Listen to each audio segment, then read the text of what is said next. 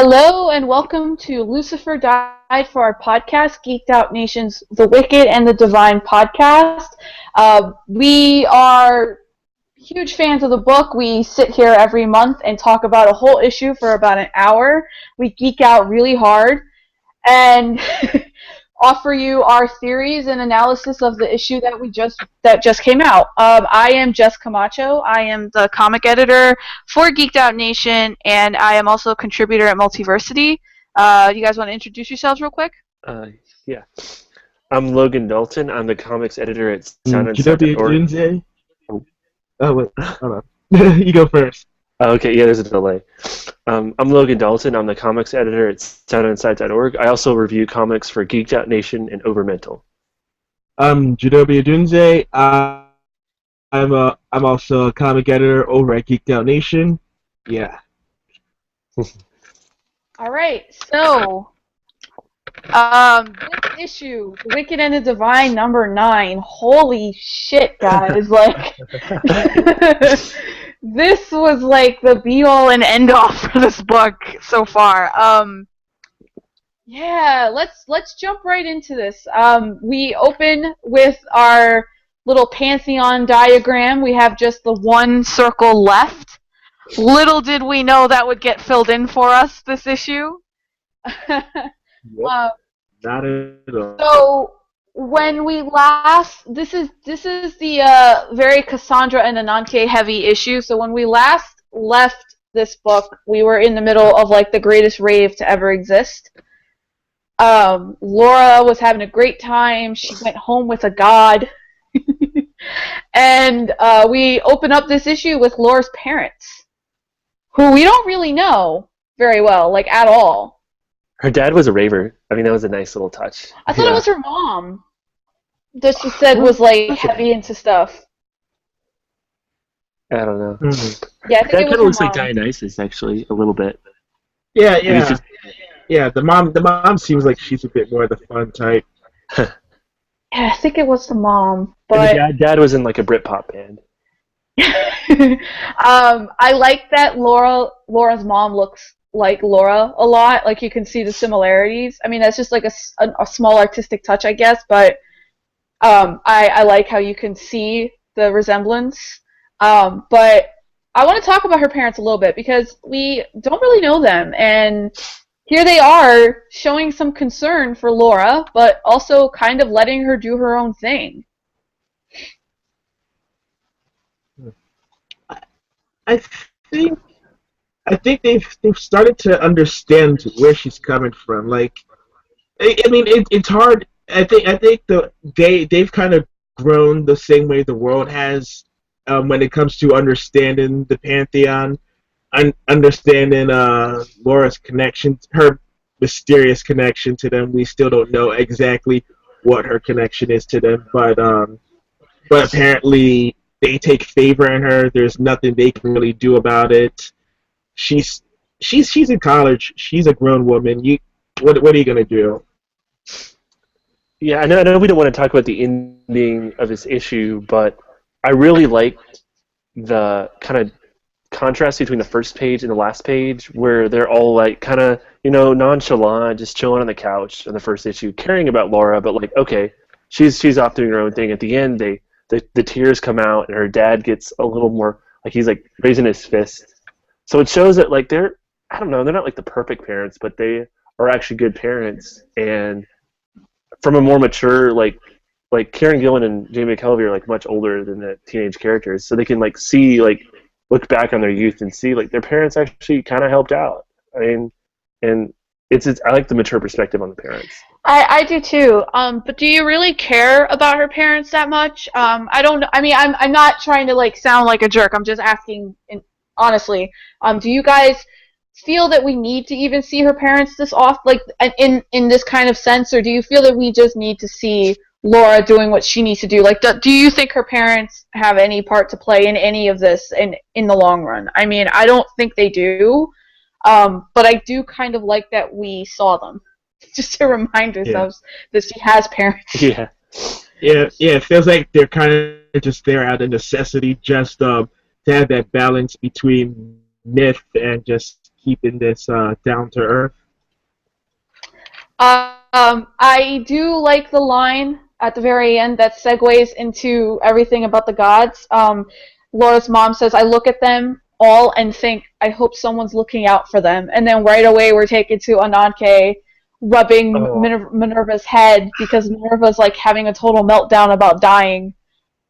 I really need a Minerva-centric issue. I yeah, want to know more about Minerva.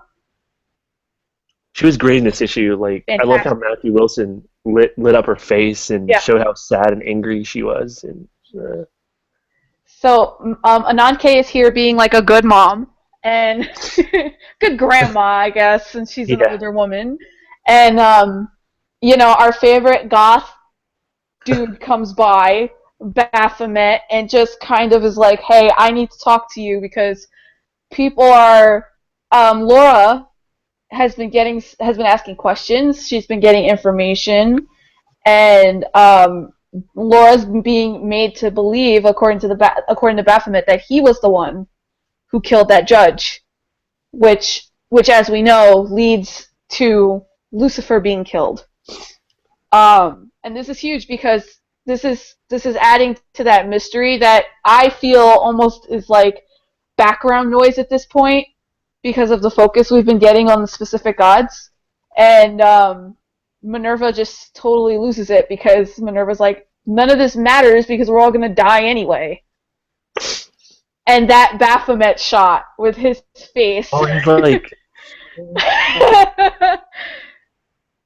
yeah, he's and he so just vulnerable. like breaks down.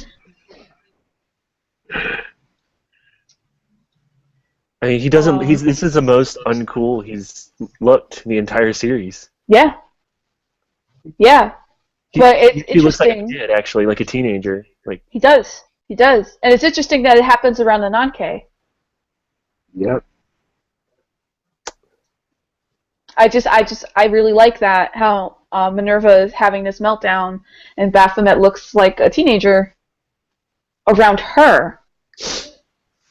Because as we find out, she's like, she's their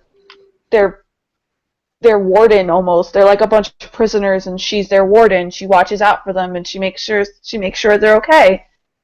I don't know. Do you guys have any thoughts on this whole thing with Baphomet and Ananke?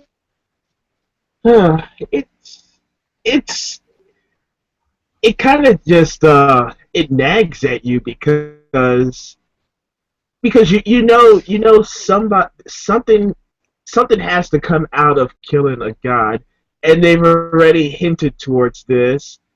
Yet at the same time, you have Ananke who's also hinting at this, but I don't know, because you just don't know what angle to expect from Baphomet. He's like the Loki of the group. You don't know what to expect from him. You don't know what side he really plays for, and for all we know, he really.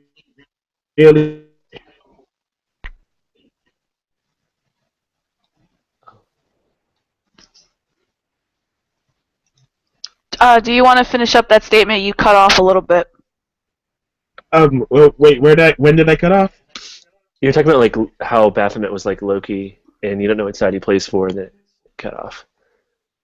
Okay, yeah. I said, you don't know what side he plays for. You don't know what to expect from him. For all we know, he really could have been the one who killed that judge. And I don't know. I mean, he's just a shroud of mystery at this point. Well, we do get like not really character stuff about him, but like kind of what role he plays in the plot, like that he's not a real god, which I totally called because Baphomet in like history was a made-up god that the Inquisition used to accuse the Knight Templars of worshiping.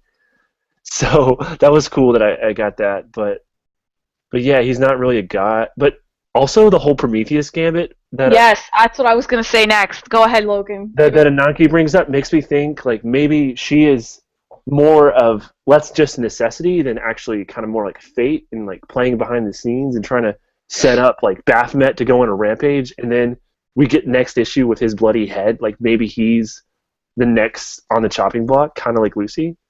So, oh my god. I mean, could you imagine if that happens? Because he's not here tonight, but Soup is like the biggest Baphomet fanboy ever. he's just and gonna he's already like not over Lucy. You light the world on fire. I mean, you guys saw like that blast of flame like that she did on him. It kind of looked like Lucy's head exploding, so it's kind of like a warning shot. Like, hey, next time you try to take out one of the gods, like Cassie in the future, Cassandra, you could be exploding head. I mean, Ananke does not fuck around. Now you talked about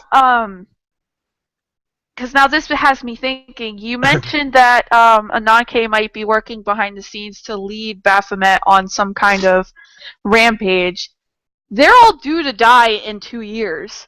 So is it? Do you think that she has a part to play in exactly how they go? Oh, I definitely think she probably has like her favorites that she keeps to the end. Like you saw the 20s, you saw like Susanoo, who's like I think like a life-giving Japanese god.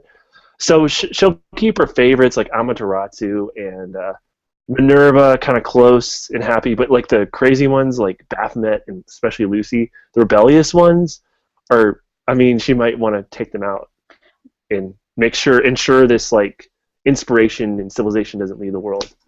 Which is extremely interesting, and that that brings me to her role in everything. Cassandra. I didn't predict this, but I knew it had something to do with getting an interview with somebody big, and it happened. Cassandra and her video crew, and in their matching black T-shirts, because of course, they come in and they're there to interview Ananke, and this is huge. This is huge for Cassandra, because she has been like trying to find out everything she can about these people, and now she's gonna talk to like the queen bee of them all. And going back to like you said, Logan, with Baphomet not being a real god, I mean Cassandra straight up says that to him, and that's I think that's really what ticks him off. About Cassandra, because he's just like, you know what, Cassandra, why don't you go somewhere? And I love that. I love that little moment between the two of them, because it does set up possibly them like having a whole thing, which given how this issue ends, how this issue goes for Cassandra, we might be in for a pretty interesting showdown. Then we get the break, and then here we are with Ananke and Cassandra. What did you guys think about this interview, especially with the information that's revealed about Ananke and our first glimpse at like the past, the far, far past?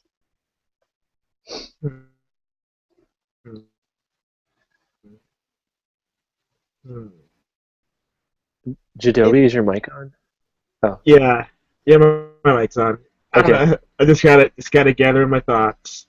Oh no, just chime in if you got something, Logan. Go ahead. Oh well, okay. The mythos, I love how like there's little bits and pieces of like world religions, mythology, even some like Lovecraftian stuff, like the great old ones. I love how Gillen and McKelvey kind of combine all these mythologies and keep it all vague in the art, so like you don't know what's coming. And also, I like that you finally get to see like the bigger canvas, like not just this like little story about gods as pop stars. Now this is like good versus evil, civilization versus anarchy. Just the stakes are bigger, and there's room for this to become an epic series like The Sandman or Invisibles. Mm-hmm. So yeah, I talked to some people about it, and they said, "Oh, this is so cliched," but I'm like, this is mythology, and myths get retold and redone in so many different ways because they're stories that are near and close to humans. So I don't mind that it's like good versus evil, civilization, anarchy again, because that's like that's like some of our most precious things as humans. So yeah, I really liked it. I wish I want more, but I think Gillen and McKelvey will probably parcel it out in little things. I mean, but the thing is like all stories have been told. It's all about what you do to change it and make it your own. And I think by having the typical mythological stuff come into play is perfect because that's what this book is. It's just them now in the here and now in the modern times. So it's different. You know what I'm saying? It's different.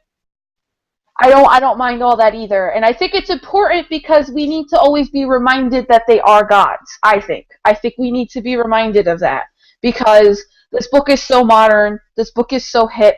The way that McKelvey draws the characters, it's easy to forget that. I think, just looking at it, it can be easy to forget that.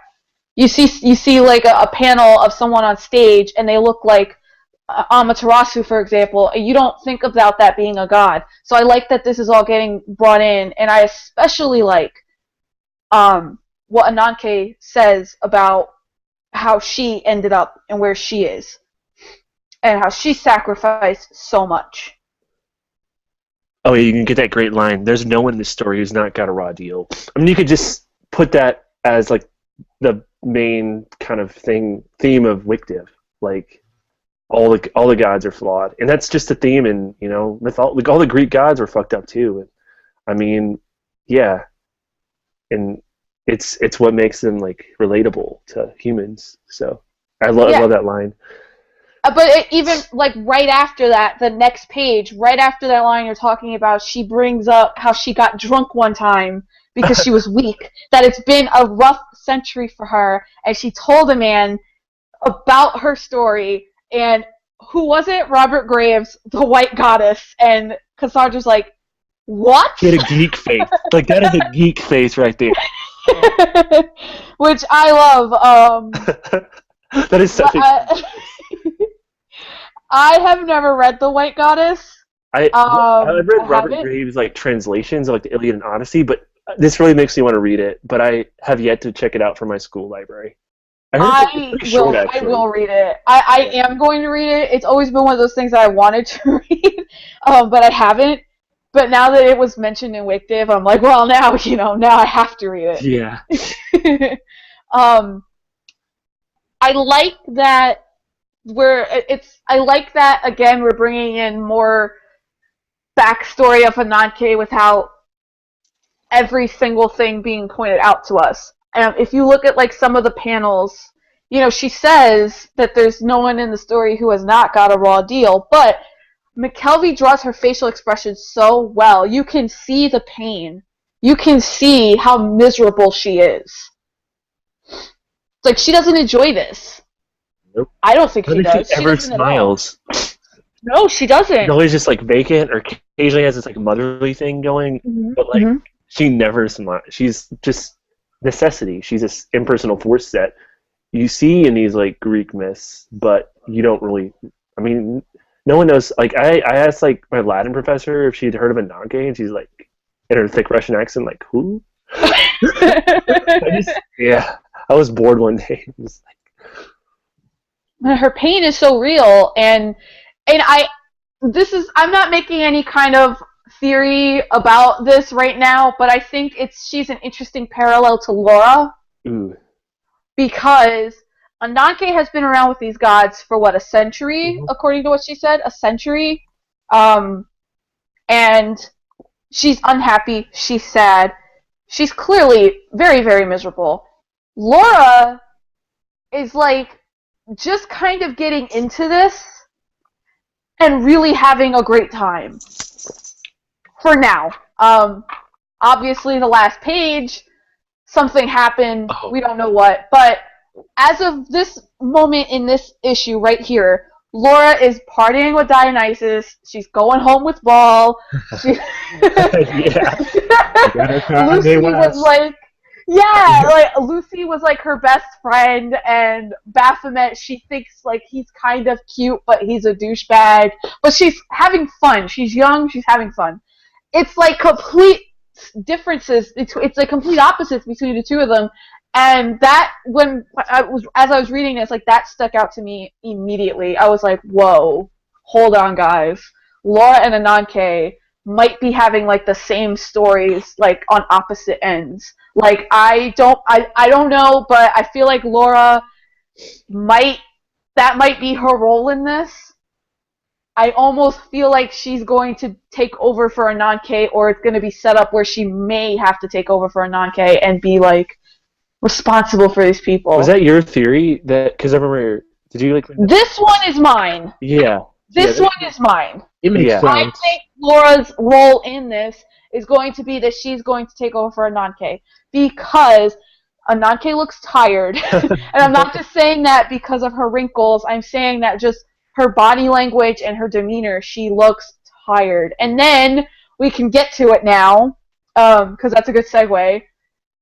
They're talking about the gods, and Ananke is talking about the 12th god always being a difficult one. And then she gets up and says, "You were always a difficult one." And then my jaw dropped, and I screamed at my computer screen because, ta-da, Cassandra is the 12th god. Yes! Oh, I love that transformation. Oh, it's beautiful. Let's take a Looks like she's minute. wearing a meat suit. Yes, let's take a minute to appreciate what McKelvey and Wilson did here, because this is beautiful. She's falling through like something, and it's just nothing but Ananke's face looking at her with the glowing eyes. She's telling her that you will be hated, you will be brilliant, within 2 years you'll be dead. And then we start to see which one she's going to be, which I didn't figure out because I'm a fan of like this kind of stuff, but I'm not an expert. But she like transforms into this amazing goth masterpiece. And boom. Tree of Life. Cassandra's a god. Oh, that's I think that's Yggdrasil. Is it? But I mean, that's the I just got this. The Norns are at the bottom of Yggdrasil. Oh, like that's oh my gosh. Do you think Yggdrasil we could totally connect Wictive to Gillen's work on Journey into Mystery? Uh-oh. Oh my god. We just had a We just like connected Marvel. Yes. So Oh boy. Oh boy. No, because now I'm thinking about this. I'm trying not really to get just too off happened. topic. I just now just saw that because I reread earlier and I'm just like, oh, cool green colors, nice. But I'm like, that's Yggdrasil. Like, whoa. So Cassandra is Erd, and Erder. Is it what was the pronunciation we were I think going we're just gonna go Erd. Yeah, Erd. Erd. If you're Okay. an English scholar, please message us and give us the correct pronunciation. Yeah. Yes, please, because we are not linguists, and I have very little background of Norse mythology. So if you have the proper pronunciation, please. Because that's who Cassandra is. One of the three Norns, Norn of Fate, Norn of the Past, and she automatically, like, you know, Cassandra's bright, and so she immediately realizes that her two friends are Verdandi and Skuld. Yeah. Yep. So they also get to become goth masterpieces, and like specifically her other friend, I think that one was Skuld. The more curvy girl, like I need to cosplay as that so bad. Oh man. I would love to do a gender bent cosplay of this. I like her. Of this? Oh yeah. It's because she has the short hair and stuff, and like, oh man, gosh, what McKelvey is so good at designing costumes. Oh, but the makeup is what. It's such a simple. I almost want to say it's like very, very simple. It's just black, like paint over the eyes, but it's so striking. And then the way that the Verdandi and Skuld are like both on one eye that combined, they like make one face almost. Yeah. Which I love. I'm like, I was totally geeking out about that entire panel. I was like, this whole page was like everything. I was like, yes, this is amazing. But she still wants to be called Cassandra. Yeah, I like that. At some point you do need to realize that they are that for some of them they can still be those people they were before they changed. But for how long? Because we have seen no one else go by that. The rest of them are fully embracing their god name. That's true. So for how long? So for how long does that last? That's the interesting thing here. Is she's clearly like kind of holding on to herself by calling herself Cassandra, and then she says she feels an essay coming on, and then she still says, and then she's still like, this is still bullshit. Well, like, that's what I love. That is classic Cassandra. I was like, that right there was the most brilliant part. Because you just knew that even understanding all of this, it didn't mean she had to like it. So she's gonna be like because the Norns are the Fates, so they're more abstract than the other. I mean, you don't really worship the Fates. I mean, you. Well, I am now because Cassandra. But they know stuff. They have foresight. The three of them, I think, like make up like different parts of it. Like they know stuff. Like I think from what I read on a very quick search, they're there at the birth of every child to kind of set the kid's fate in stone. So they know this. So that's why I think it's interesting that she says that she's going to show them all that there are no messiahs. Maybe we're wrong about Baphomet being the one that goes on the rampage. Maybe Cassandra makes it all fall apart.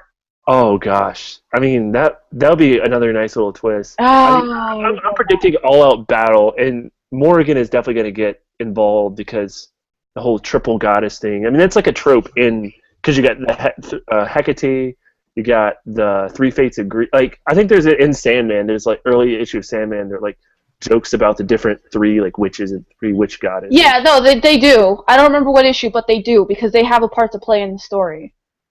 Also the Furies. Oh my god. Like, there's so much potential with the three, and I can't wait for the next issue to see how Gillen explores that. Because I'm wondering if he's going to try to he's going to give them the Norse names, but kind of bring in other influences. Because the thing about mythology is that it changes over time, and no one ever gets the same story. Mm-hmm.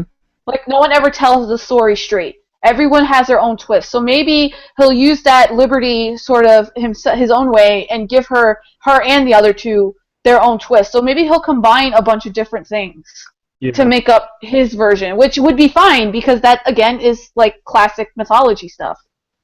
Well, yeah, like Baphomet. Baphomet's just a thing. And Aleister Crowley was into him, but he's actually like a character in this. So, yeah. I mean... Yeah. There's room for surprises and fun, which is why I love this book and why it's not super pretentious because of all like the humor and snark and like kind of likable characters and the puns. Oh my god! And the puns are great.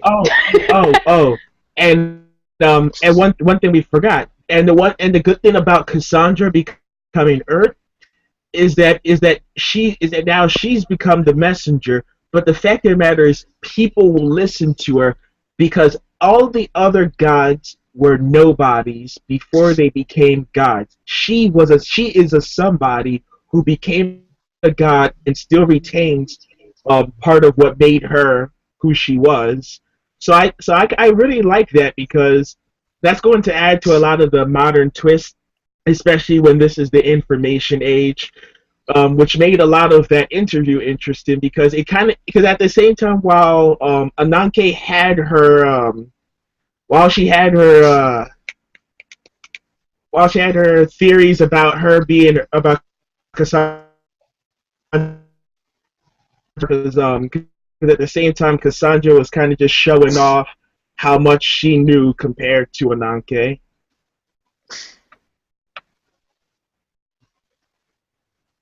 Yeah, one scene I loved, this is kind of before the transformation, but it made me, as a critic myself, I just kind of had to take a moment and think about it, but like, the whole speech, like, I doubt it, you're good at being critical, but you're not exactly a good critic. And then she says, fuck you. And then she says, it is a poor critic who says that a lack of effect on them implies all others are insincere in their love. Which is something... I don't know. You can say with people who are fans of anything. Just because someone likes something you don't like doesn't mean they're bad. Whoa. Like, it's kind of simple, but it's also... Maybe her becoming a god will make her a little lighter on people as a critic or whatever. I mean, who knows? I mean, I don't know where she's going to go from here because... her stories and her documentary weren't exactly, like, she wasn't, like, given her name and what she was kind of representing at the time, she wasn't really believed fully, because Cassandra was cursed with no one ever believing her. But now she's this god. And she wants to use that power to show them that there are no messiahs, that there are no gods. So, like, that's such a strange, almost contradictory statement. Now that she is a god. Mm-hmm. And it's almost like she's gonna go out and be like, well, yeah, I'm not really a god. It's almost like she doesn't think she's a god, but she is. It's very strange. And that's why I say, how long is that going to last? Like, how long does she hold on to that humanity? And that doubt? Like, at what point does she just become a god? Or is she going to die before she... I mean, is Baphomet going to take her out next? See, I almost think that's too easy. Yeah. But at the same time, I think because it's so easy that no one would expect it. So, like, it could go any way. But I don't know if... I don't know if Baphomet's going to do it.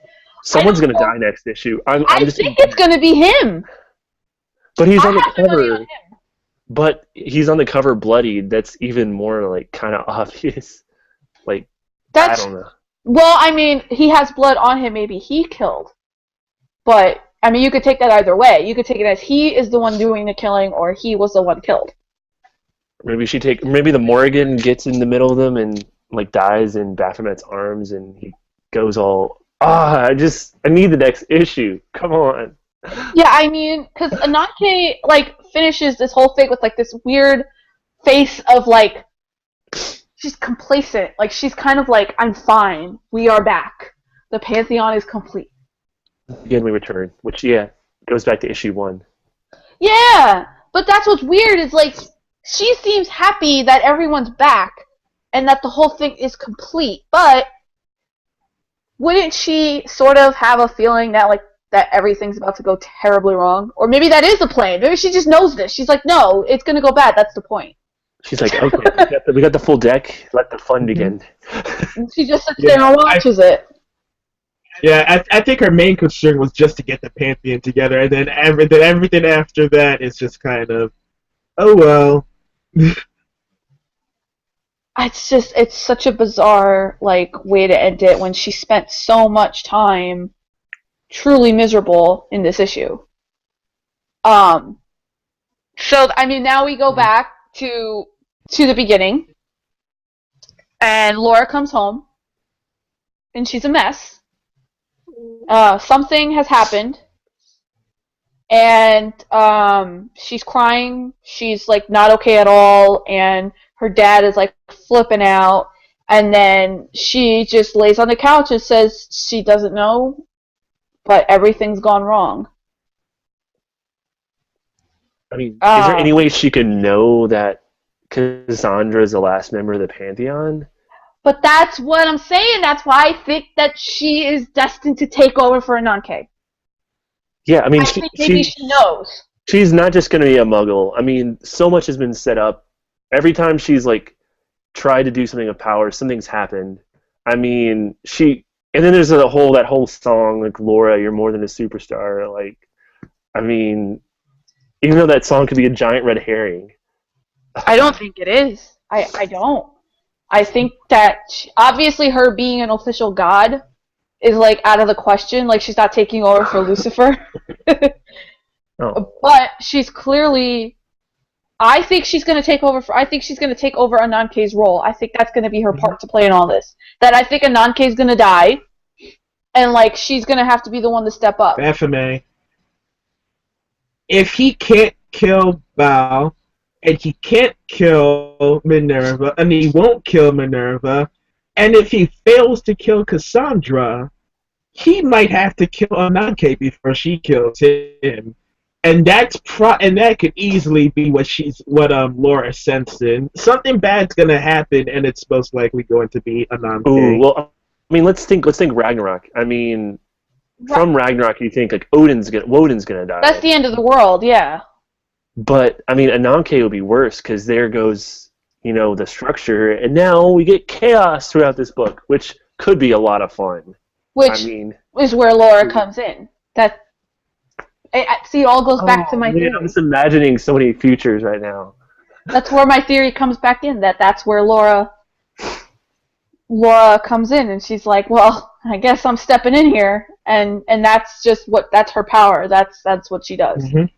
And she goes from jubilant young kid having a great time with all these rich, beautiful gods to miserable that this is her lot in life, that she is now destined to take care of all of them as they misbehave and act like a bunch of babies.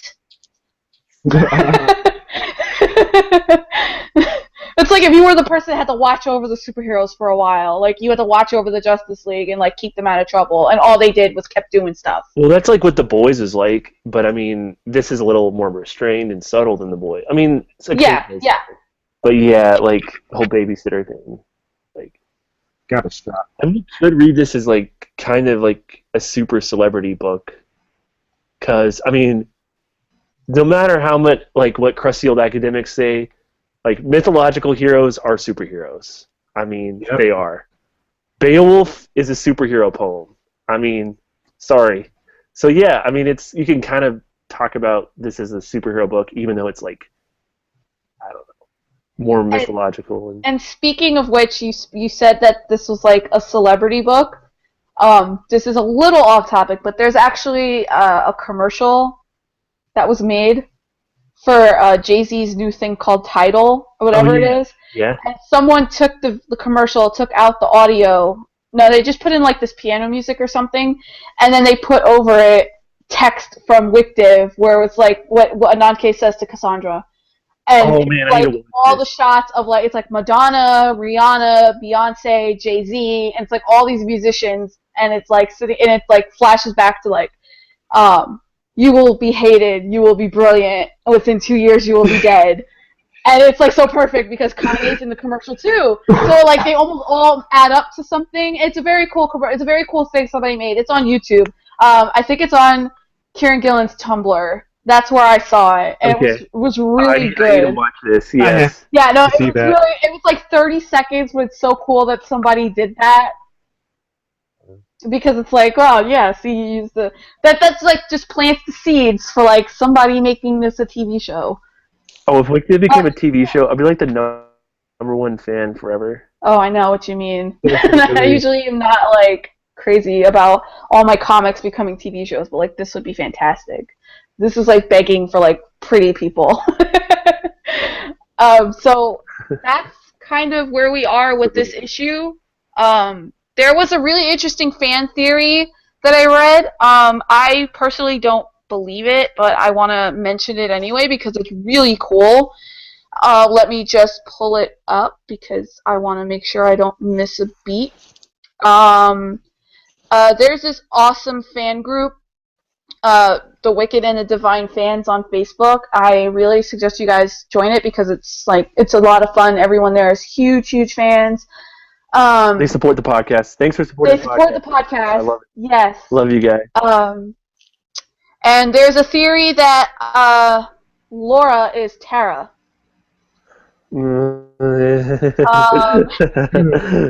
That she has been transformed but has chosen to drop from the spotlight so she can investigate as her usual self, and that she's in disguise.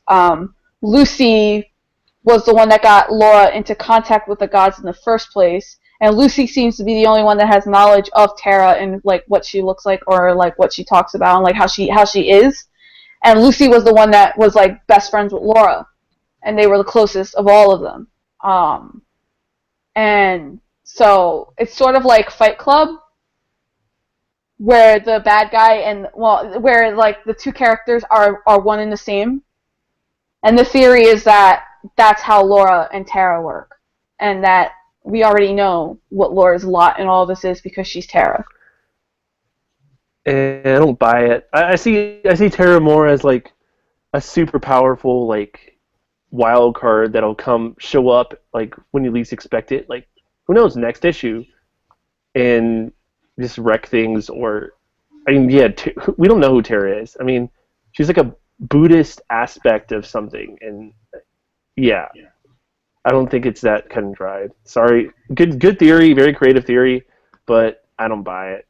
Yeah, it's it's a bit it's a bit out there. I mean, it's a bit of a stretch, especially at this point. I mean, anything is possible, but I'm really leaning more towards her taking Ananke's place. Someone has to. I mean, Tara is more abstract. She's like I think it's Bodhisattva, like an aspect of Buddhism. So she's more abstract than like most. She doesn't. I don't think she has like stories about her and stuff. So I mean, yeah, it could work. Mm-hmm. Yeah, I don't know if I totally buy that. Oh man, That theory either. she's a tantric meditation deity. Oh, that's another connection to Invisibles because like there's tantric sexy stuff going on in like the third volume. Oh God, what if a Wictive crossed over with Invisibles? Like Grant Morrison and Kieran Gillen just team up, and that story would just break reality. Like, I don't know. and then Morpheus shows up at the end, or Death. Mm-hmm. Gosh, I'm having way too much fun. I don't know. It's just. I mean, I still want to believe that she's going to take over for Nanke, because if it's not her, then whoever is going to take over first, it's probably going to come out of left field, or it's going to be one of the gods. But I would rather it's not a god to take over for her, and that person should be Laura. Or no one could take over, and the next couple arcs could just be full of infighting, riots, craziness, like ramp up the action a little bit. I mean, well, it seems like eventually someone will take over. It's like they just keep getting reincarnated into different bodies. yeah, but then we could get the Great Darkness could show up, and oh man. Yeah, so somebody will eventually be Lucifer again, but I don't think it's going to be anybody in this cycle. I think that I initially thought that. I think in the very first episode we did, where we talked about the first arc and how it ended with Laura doing the little thing. The little thing with her, with the snap of her fingers, and I said, oh, she's going to be the new Lucifer. Yeah, I don't buy that anymore. As it went on, I'm like, well, it kind of like they just reincarnate into another body. Yeah, I thought Laura will become the Satan aspect of Lucifer. I think I even wrote about that in my thesis, but yeah, I'm like, I don't buy it anymore. Like, she's probably gonna be a Nanke, or just, I don't know with Laura. I mean, those last pages, Gillen and McKelvey did a great job of just giving us just enough to let us leave us hanging to the next issue. Like, perfect cliffhanger suspense. I mean, what the hell happened with Bale and, gosh. Yeah. When does issue 10 come out? I need issue 10 in my life. Issue 10 should be out in, like, just a few weeks. Because like, back to, like, my whole thing with, like, them just getting reincarnated into different bodies, like, it's obvious that's what happens, because when Lucifer died, like, her family, said something about the body, and how they just were not, like, doing, like, anything public or anything like that. So these poor people get reincarnated, they get, like, possessed by a god or whatever, and then they die. It's like, wow. Let's see. February 29th, so only a few weeks away. Or April 29th? April 29th, yeah. So we're not that far away from it. Mm-hmm. Which is pretty fun. Yes. And speaking of issue number 10, we both saw that Fraser Irvin variant, which looks amazing. Oh yeah, there's gonna be a variant for it. He does so obviously, since you're listening to this, we can tell you what it is. But it's he depicts the three our new gods, Cassandra and her girls. And it's fantastic. It's really pretty, and I love it so much. Next one of the Strings of Fate.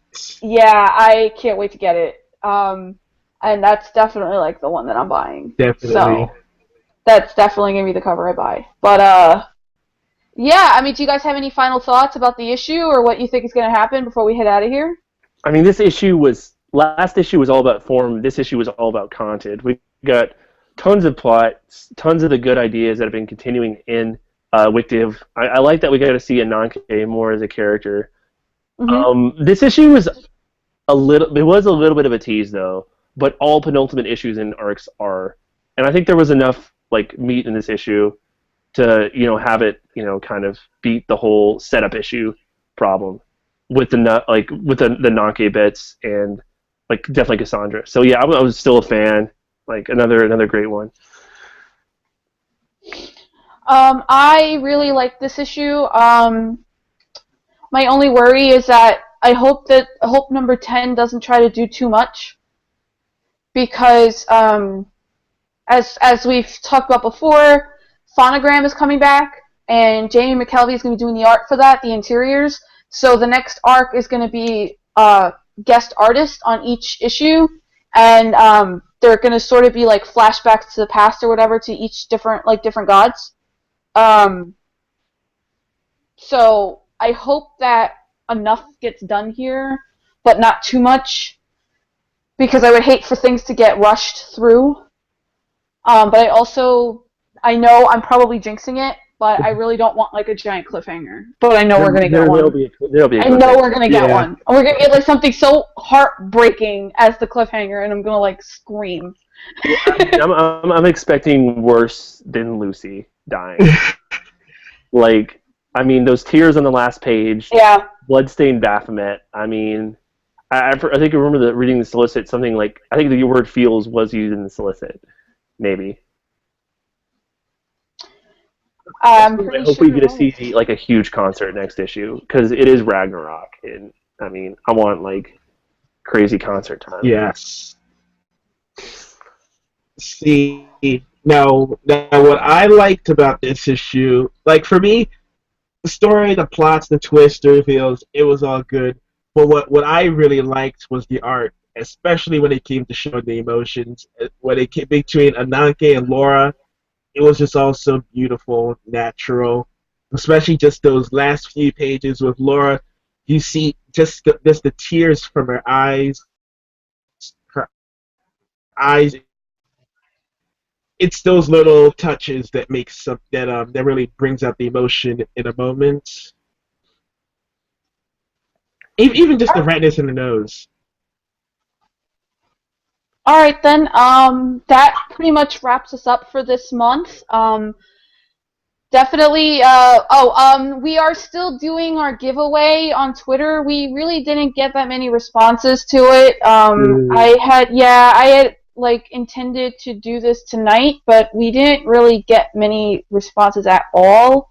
And I kind of want to try to make this fun and like get a good lottery of people to join. We're giving away a digital copy of the first trade through our Twitter account. There's a tweet that you'd have to retweet and favorite to be entered. I think a total of like only 4 or 5 people did it, which is kind of not really a lot, but so I'm gonna try to give it to the next issue. But if it's still just a few people, then you guys are the only ones that are up for it, and the odds are definitely in your favor. I mean, the odds will definitely be looking at you very favorably for that. And I mean, maybe you want to you win it. You maybe want to give it to somebody who hasn't read it yet, or whatever. It's up to you. You win it. So so definitely enter it. Our Twitter account will be linked on the article that this podcast will be on geekedoutnation.com. And that should be up tonight or early tomorrow morning. And yeah, definitely enter. I mean, I'm sure you're listening to us now. You probably read it, but like I said, you could always tell us to send it to somebody else, one of your friends or something. I don't mind doing that. Yeah, everyone should read. I mean, everyone who likes mythology and pop stars and just like good kind of like epic stories should totally. Yeah. Pretty much everyone should read this book. There's something for everyone. Yeah, I mean, we're giving away a free digital copy through Comixology. So definitely like retweet that tweet and enter it for a friend, you know. Yeah, this is a book hipsters and nerds and hipster nerds can all enjoy and be happy about, or be sad about, as in this issue. And yeah. Yeah. So that wraps everything up. Like once again, this is Lucifer Died for Our Podcast, the Geeked Out Nation podcast centered on the wicked and the divine by Kieran Gillen, Jamie McKelvey, and Matthew Wilson through Image Comics. It runs monthly, usually. There's always a break in between for trades. I am Jess Camacho. I'm a comic editor at Geeked Out Nation, and I'm also a contributor at Multiversity Comics. My Twitter handle is @CamachoJess. You guys want to just briefly tell everybody who you are one more time? Yeah, I'm Logan Dalton. I'm the comics editor at soundinside.org. I also do comics reviews for Geeked Out Nation and Overmental. And you can find me at Twitter at Sexy Ginger Nerd. Jadobia Dunze, I'm comic editor over at Geeked Out Nation, and Twitter handle is New X-Men. All right. Well, thank you for joining us this evening, and if you're listening to this through the audio, thank you for listening and downloading this. If you guys have any comments, questions, theories, please feel free to comment about it and let us know. We really like fan theories and stuff, so as you saw tonight, like, we read them because they're fun to talk about. And this is like such a huge series. There's so much to say. Yeah. There's so much to maybe predict about what's going to happen. So definitely keep listening, and we will be back early May, late April, depending on how quickly we get on here. Next issue is April 29th. You can get that in a local comic shop or Comixology. Very, very easy to get your hands on, so there's no excuse to miss it. And thank you for tuning in, listening, and we'll see you next month. Yeah. Yay. Yeah.